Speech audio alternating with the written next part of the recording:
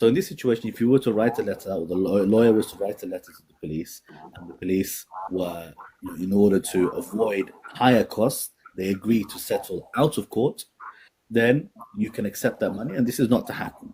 And in fact, this is encouraged. The Prophet ﷺ dealt with a case when a man committed adultery, committed zina with a woman who was married, and they had come to a settlement out of court between the families, the husband and everybody else. They're going to pay a slave and sheep as compensation to the husband in order to avoid taking the matter to court.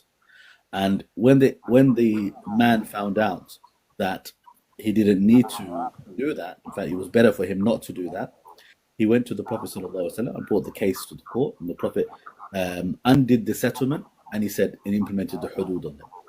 So this is even in the case where there is hudud which is established. So the man was lashed, and he said to them, the Prophet ﷺ said to them as advice, and to the Ummah in general, he said, don't bring your cases to me.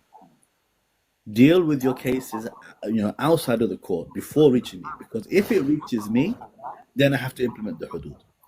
So out of court settlements is fine, is not a sin, whether it's with Muslims or non-Muslims, it doesn't make a difference. So you can agree a compensation between you and another person without to go to court, and that does not become tahakum, and that does not become, even if the compensation is not according to the Sharia ruling, because the Sharia ruling is applied in court. If it reaches the court, you cannot go to a court which is going to judge by man-made laws. That would become shirk akbar.